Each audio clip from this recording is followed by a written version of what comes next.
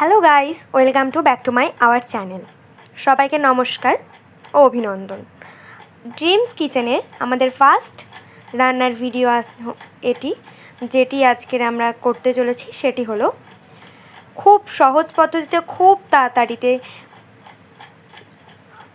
মাংস রান্না করা, সেটাই আমরা দেখাচ্ছি। প্রথমেই মাংসটাকে ভালো করে ধুয়ে নিতে হবে।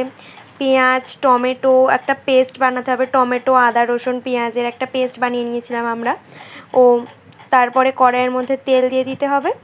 তার মধ্যে মাংস ঝোলের কেটে রাখা আলুগুলোকে আমরা দিয়ে দেব এবং সেটাকে আমরা খুব ভালোভাবে লাল লাল করে ভেজে নেব।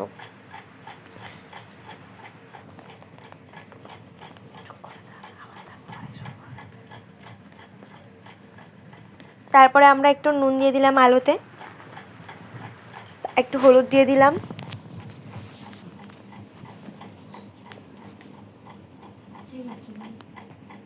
আলুগুলোকে লাল লাল লাল লাল করে ভাজতে হবে, যাতে না কাঁচা থাকে সেটা আমাদের খেয়াল রাখতে হবে। ও খুব ভালোভাবে আমাদের আলুগুলোকে নাড়তে হবে যাতে একদম সুন্দর ক্রিস্পি ক্রিস্পি হয়ে যায় আলুগুলো। দেখতেই পাচ্ছেন আলুগুলো কড়াইতে কেমন এবারে অনেকক্ষণ ধরে করার পরে কতটা গ্রো করেছে। এই যে এরকম একটা অবস্থায় আসলে আমরা আলুগুলোকে নামিয়ে নেব।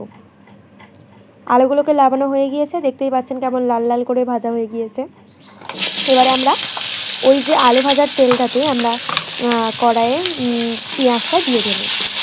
পেঁয়াজটা দিয়েই আমাদের নাড়তে হবে। ও পেঁয়াজটা আমরা মিডিয়ামভাবে কেটেছিলাম, যে যেমনভাবে কাটতে পারেন।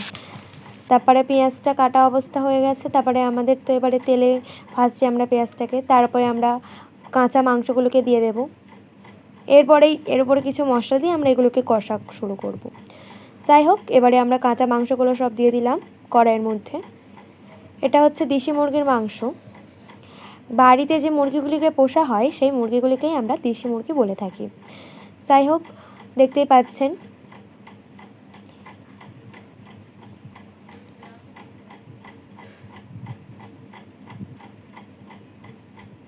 খুব সহজ পদ্ধতিতে কিভাবে আর অনেক তাড়াতাড়ি করে টেস্টি মাংস ঝোল করা যায় সেটাই আজকের আপনাদেরকে আমি বলবো।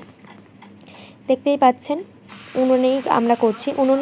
উনুনে করা রান্নার মধ্যে একটা আলাদাই স্বাদ থাকে, যেটা আমরা গ্যাসে রান্না করে পাই না। যাই হোক, এবারে আমরা টমেটো দিয়ে দিচ্ছি। একটা গোটা টমেটো দিয়ে দিলাম।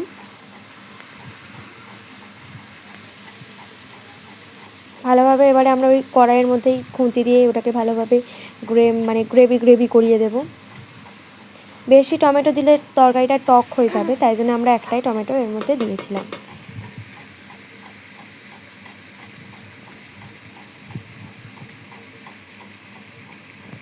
এবারে কড়াইয়ের মধ্যে আমরা যে আদা রসুন তারপরে টমেটোর যে পেস্টটা করেছিলাম, জিরে দিয়ে সব একসাথে মশলাগুলো দিয়ে একটা যে পেস্টটা করেছিলাম সেটা দিয়ে দিলাম। এবার আমরা কড়াইয়ের মধ্যেই সেটাকে নাড়তে লাগলাম। আরেকটু ওই যে মশলা ছিল মিক্সি গ্রাইন্ডারে, সেই মশলাটুকু আরেকটু আমরা দিয়ে দেবো এর মধ্যে। এই মশলাটার মধ্যে আপনারা টক দইও দিয়ে দিতে পারেন, দিলে আরও ভালো হয়। আমরা টক দই দিইনি, আমাদের এত টাইম ছিল না।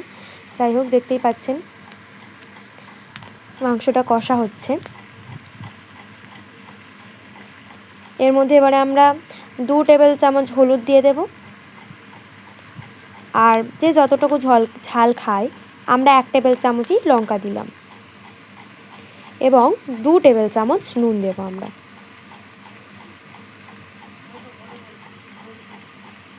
এবারে সব মশলাগুলোকে একসাথে দিয়ে আমরা ভালোভাবে কষবো এই মাংস সব জিনিসটাকে। এবারে এর উপরে আমরা অল্প করে তেল দিয়ে দিলাম। গ্রেভি হবে, আরও সুন্দর টেস্টি লাগবে। এবারে এটাকে আমরা কষাবো। দেখতেই পাচ্ছেন কেমন ঝাঁঝটা উঠছে, খুব ভালো টেস্ট হবে, দেখেই বোঝা যাচ্ছে। কম করে 30 মিনিট লাগবে এই রান্নাটা করতে। ভালো করে এবারে আমাদের এটাকে কষে নিতে হবে। দেখতেই পাচ্ছেন এবারে কতটুকু কষার পরে যে জিনিসটা উঠছিল জিভে জল আনিয়ে দেবে, হেভি টেস্টের মতো, হেভি গন্ধ উঠছিল, গন্ধতেই পেট ভরে যাবে। যাই হোক, দেখছেন আমাদের মাংস একদম কষা কমপ্লিট। তার মধ্যে অল্প জলও দিয়ে দিতে পারেন, আমরা জল আর দিইনি, যাতে মাংসটা ঠিকঠাক গ্রেভি থাকে। এরপরেই দেখছেন আমাদের মাংস ঝোলের ফুল লুক। So bye bye.